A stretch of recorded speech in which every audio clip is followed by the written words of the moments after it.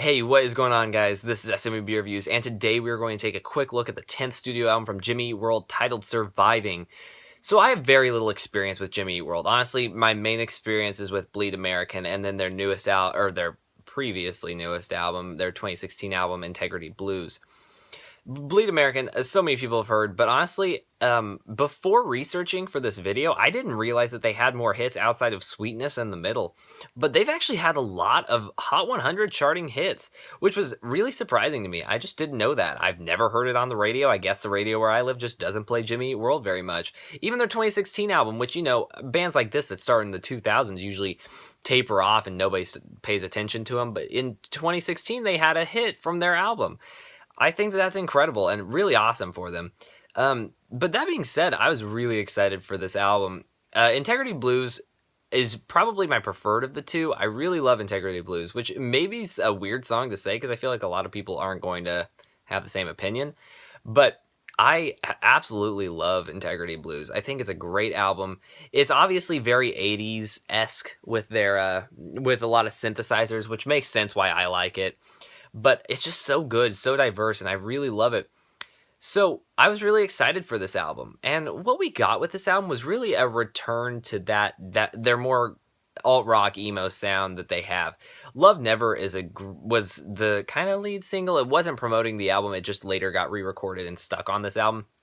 And it's a song that deconstructs a typical romantic love where instead of just saying that like if you work hard you get this grand reward that where everything's perfect, instead it presents love as this thing that the reward is the journey, not this destination that you eventually reach. The reward is the work that you put into it.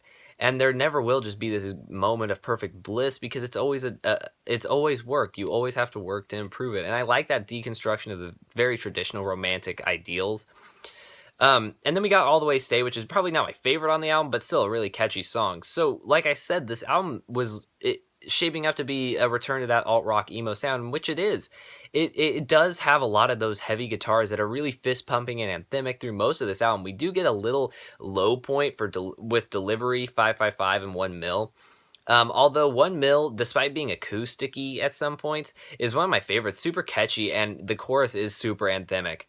555 is probably the most like Integrity Blues. It's got synthesizers and echoey vocals, and it sounds a lot like Integrity Blues.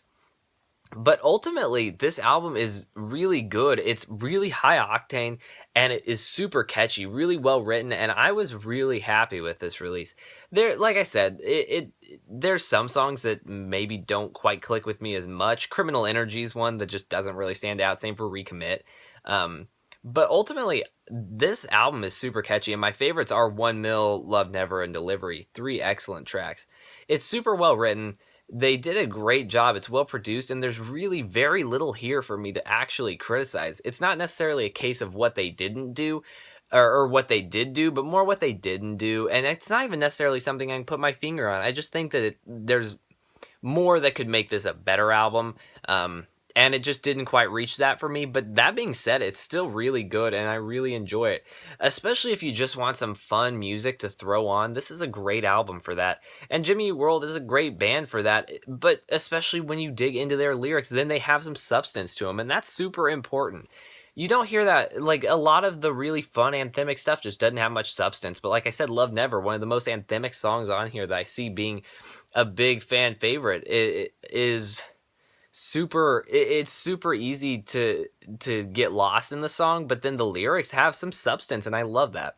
I think that that's one of the highlights of Jimmy Eat World as a whole, or at least from what I've heard, being is that this is my third of 10 albums to hear, but still, I really like this album. What do you guys think of it? Please let me know, because I am actually really enjoying this, and I'd love to hear your thoughts. Ultimately, I'm going to give this a 7.5 out of 10. But what did you guys think? Please let me know. Thank you guys so much for watching. It really does mean a lot to me, and I will see you guys later.